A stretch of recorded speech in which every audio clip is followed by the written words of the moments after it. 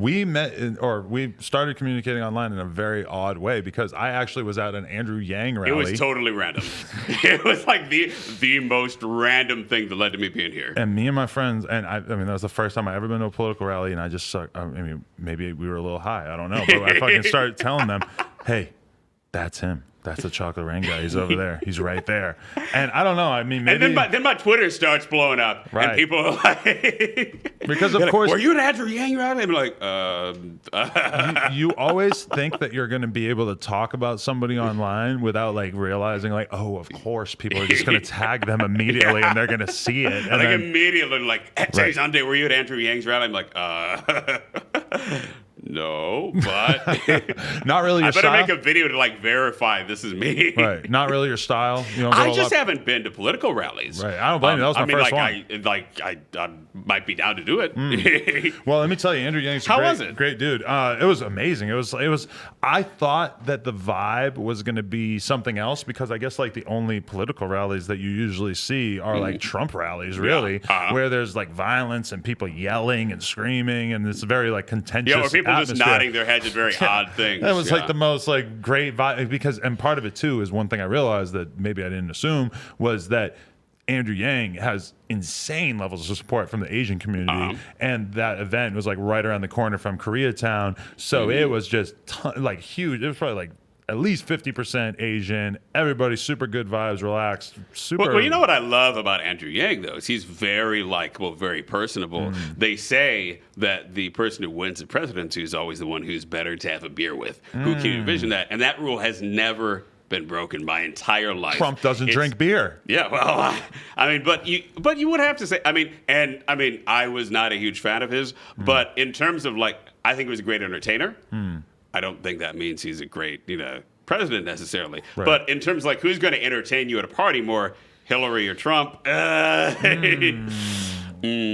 true. Well, I mean, and even beyond having a beer with every day, it's kind of like, well, who would you rather read on Twitter every day? And in that sense, I would rather, I don't want to be in here saying anything positive about Hillary, but Hillary seems like she's got her head on her shoulders maybe a little bit more, but Donald Trump is just nonstop entertainment. Absolutely, entertaining. And that tends to be the litmus. I mean, I'm not saying that's how it should be, that's how it is. But, so how did you end up, were you invited by friends? Were you... I just sort of got into it from just watching him on Joe Rogan, watching a couple different little things, and I was just like, I like this guy. I just like wanted to sort of get behind him. I don't know where all this leads because it's like over time people just are going to have to keep dropping out. Well, and there's so many people in the Democratic primary there's now. Still it's a just bunch, like I can't keep track of it. And even there though 9 or 10 people. It really seems like it's Joe Biden, Elizabeth Warren, and fucking Bernie Sanders. Yeah. And that's pretty much it. Like those are the only ones who have like a real shot. The Andrew Yang thing is a little bit idealistic. Well, yeah, and he's very much in sort of a media blackout in terms of like he has trouble getting headlines. He has trouble getting equal treatment to, the other candidates. And I mean, Joe Biden's still technically in the lead, but I feel like once like the Bernie voters and the Warren voters are clearly just going to vote for each other. Once one of those candidates, like it seems like Bernie's probably going to be the one who gets eliminated. All those Bernie voters become Warren voters. So to me right now, unless there's something outrageously weird that happens, this election is going to be Trump versus Elizabeth Warren. Yeah. I mean, this is why I like ranked choice voting, which they have in other countries, where you don't have to just have your favorite person. You can say, hey, I like Bernie the most. Maybe I like Andrew Yang second. Maybe I like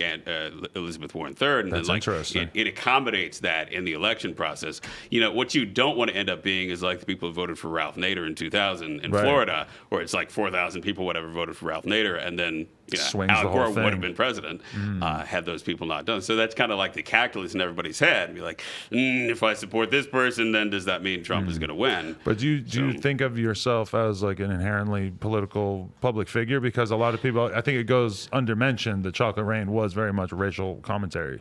Yeah, and I ran away from that for so many years when it came out because I think it went viral partly because it was like, hey, here's a dude who has a deep voice. He has a voice-body mismatch. He's kind of feminine facial features, and he's a small guy. He doesn't look like he sounds like that. So there was sort of that circus aspect to me and, frankly, everything else that went viral on YouTube at that time. It seemed like people really liked it for the silliness, and they weren't trying to read into it. I feel like nowadays that racial element might have been the thing that would be like the whole story. absolutely. And listen to this powerful pro-black song. Now that would be how it would be framed, right? But when it came out, I was very reluctant to step into it being a Malcolm X type moment or an activist type moment, because ultimately I knew that people who disagreed with the message of the song were singing it, having fun with it. A big part of it was parodying it. There were thousands of people who would parody it on YouTube and sing like menstrual pain or whatever other joke lyrics they could come up with. And that was such like a huge part of the momentum. And also what YouTube liked is that I was the family friendly viral star, because you had people going viral, like Soulja Boy had the huge like Crank That. But he's Soulja Boy. He's Soulja Boy. Bless him, but that's not necessarily family friendly. Chris Crocker, Leave Britney Alone, where it's like, the video starts with, and how fucking dare anybody? It's not very family friendly. So I was the family friendly viral example that YouTube was like, oh, wow. Right. We can actually do a PR tour with this. And they did that. They did a front page takeover of YouTube with me singing Chocolate Rain and I think 15 other people who had done parodies of it. And the whole thing was just this the stars aligning. It just happened to be that I put a free MP3 for download, because at the time YouTube would only do mono audio. And I was frustrated. I was like, you know what? I'm just going to put it down to download in stereo. And then that ended up being a huge part. The fact that it loops, so that people could just take the beginning and re-sing the song basically very easily in an editor, was just all of these stars aligning to create this moment. That would have happened, the whole process of that happening in the modern day and age the process would be so much better lubricated. Because nowadays, if that song just sort of came out on the internet, guaranteed the TikTok kids would get it, the fucking meme kids would get it, they would blow it up fucking fast. At that time, that happening seemed like this freak accident that everybody was so shocked by, because we didn't really have much of a frame of reference for how this was to occur. Yeah, well, and YouTube did not have a frame of reference for what would be successful on their platform. Because if you remember 2007, MySpace was still the biggest thing in music, and everyone was talking about their top 8, and it was the behemoth in social media. Right. Facebook was still this kind of up and comer, where they had just opened up their network to not just be colleges, not be just friends that you knew.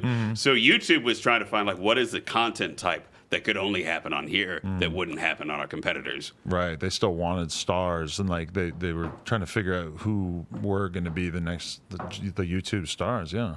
Yeah. So interesting. But I always say, because YouTube has changed tremendously, and I would say there was kind of a viral video era of YouTube from, I'd say, about 2006, where you had stuff going viral like Diet Coke and Mentos, and I'd say through about Gangnam Style, which was 2011, 2012, right, where individual videos were allowed to be super viral, and you had hundreds of millions, billions of views on them.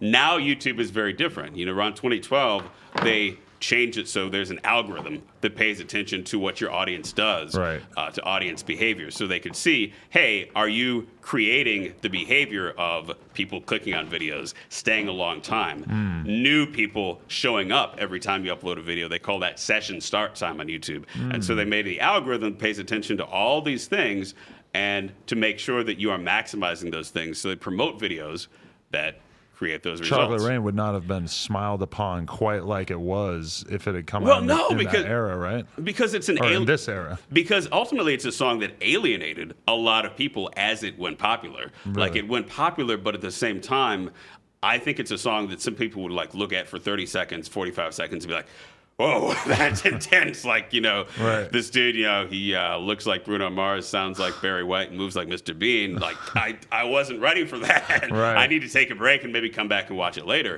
Now YouTube sees that behavior, they're leaving after 45 seconds. Right.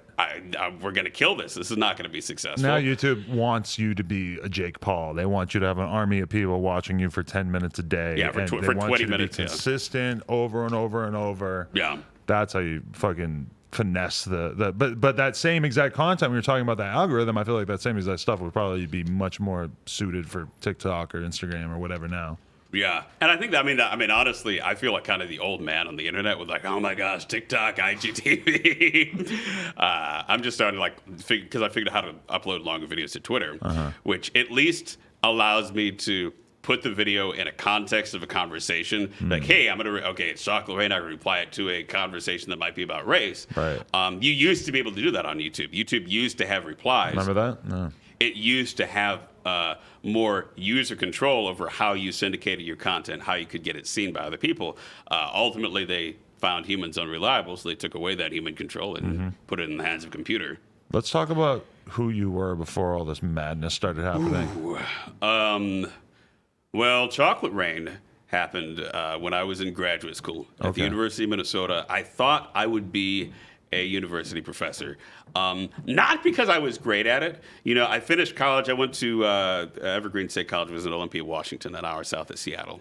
Finished there. It's kind of it's known as a liberal college. It was in the news a couple of years ago for. Evergreen. Yeah. Yes, Evergreen, I know exactly what you're talking about now. Yeah. For that whole story. Madness. That whole story. You can Google it if you haven't seen that story.